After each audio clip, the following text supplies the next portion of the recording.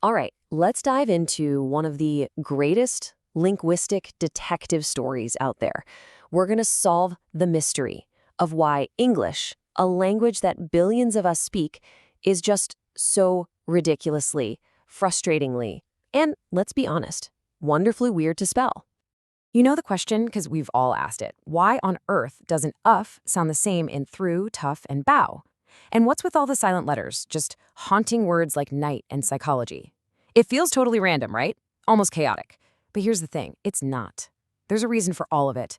And it's an incredible story that involves plagues, social climbing, and a piece of technology that changed the world forever.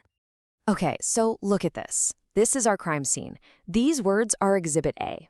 I mean, great and threat, they look like they should be perfect rhymes, but nope. Same thing with food and good.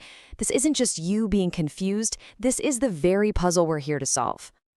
So let's start with what we all know deep down is true. The first step in our investigation is just to state the obvious. English spelling is officially 100% certifiably weird. And hey, don't just take my word for it. This is how linguists talk about it. They literally describe the connection between English spelling and sound as notoriously complex and counterintuitive. So if you've ever felt totally frustrated by it, congratulations, you're in very good company. You've just correctly identified the central mystery of the English language. To crack this case, we have to go back in time, way back, before the crime was even committed. We're heading to an era when English spelling wasn't weird at all. In fact, it was logical, it was consistent, believe it or not, it actually made sense. That's right. Around the year 1400, back in the days of Geoffrey Chaucer, English was pretty much pronounced exactly how it was written. Think about modern Spanish or Italian, where there's a really clear, predictable link between a letter and its sound. That was English. It was transparent. The weirdness hadn't set in yet. So what did that actually sound like? Well, let's listen in. In Chaucer's time, the word we spell M-I-T was pronounced meat. The word M-E-E-T was pronounced mate, and M-A-T was said mate with that ah sound, like in father. Go down the list and B-O-O-T was pronounced boat, while H-O-U-S-E was pronounced hoose. Can you hear that? Every vowel had one clean, pure, predictable sound. So what on earth happened? What happened was the single most disruptive event in the entire history of the English language. It's officially called the Great Vowel Shift, but honestly, I like to call it the Great Vowel Cascade. This massive 300-year-long chain reaction where one change set off another, which set off another, until the entire sound of the language was completely transformed. Now, this wasn't some overnight flip of a switch. It was a slow-motion revolution. It kicked off around 1400 with that nice, stable system we just heard, but by 1700, the whole vowel system had basically done a giant rotation inside our mouths. The engine driving all of this is a really cool phenomenon called a change shift, and the easiest way to picture it is like linguistic dominoes. One sound moves, and that either creates a vacuum that pulls another sound into its old spot, or it creates pressure that shoves another sound out of the way. It's this beautiful, systematic, connected process. So how did it all start? The first domino fell at the very top. The highest vowels, that E sound in the old word might, and the U sound in the old word whose, were already pronounced with the tongue as high as it could physically go in the mouth. They had nowhere left to go up, so instead, they broke. They became these two-part sounds we called diphthongs. So that pure E sound started to glide, and it became the I sound we use today. As soon as those top vowels moved out, they left a vacancy. They created a vacuum that basically pulled the next row of vowels up to fill that empty space. So the vowel in the old word meat, which used to sound like mate, got yanked upwards to become our modern meat. And this upward cascade just kept going, right on down the chain. But here's where the story gets really interesting. A sound change, even a massive one like this, is only one piece of the puzzle. The reason this whole cascade got permanently locked into our spelling is because it smashed right into two other huge historical forces. It was a linguistic perfect storm.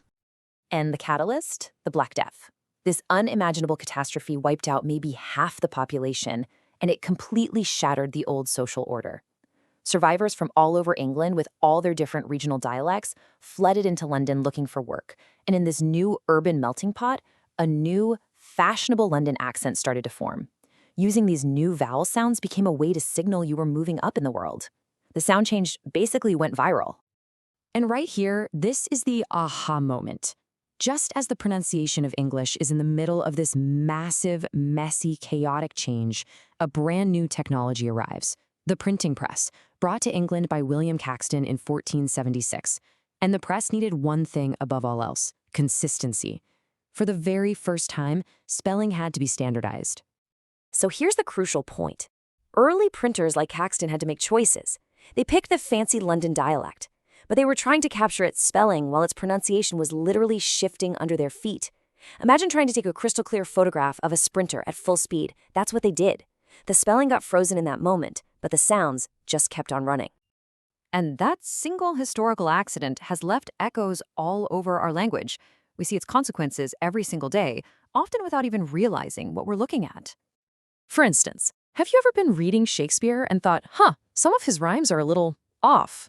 Well, they weren't. He was writing for an audience whose language was still in motion. His rhymes were perfect for their ears, just not always for ours. Just look at this. It's amazing. In Shakespeare's day, loved and proved were a perfect rhyme. And in the famous prologue to Romeo and Juliet, the phrase fatal loins was also a pun, because loins was pronounced exactly like lines, connecting their physical desire to their family bloodlines. But my absolute favorite is from Henry IV. A character says that if reasons were as plentiful as blackberries, which sounds weird until you realize that reasons sounded exactly like raisins. The whole joke is completely lost to us today. What's more, this shift didn't happen everywhere at the same speed. It started in the southeast of England and sort of spread outwards unevenly. So northern dialects and Scots changed in different ways, or they held on to a lot of the older vowel sounds. This is a massive reason why we have such an incredible variety of accents today. The Great Vowel Shift basically drew the sound maps of the modern English-speaking world. So if you remember anything, remember this number: 300 years. One single, long, drawn-out event is the main culprit for why the way we write English and the way we speak it can feel like two completely different languages. Which brings us to the big takeaway. English spelling isn't some chaotic mess. It's better to think of it as a museum or a fossil record. Every silent K, every confusing GH, every vowel that misbehaves, it's a ghost.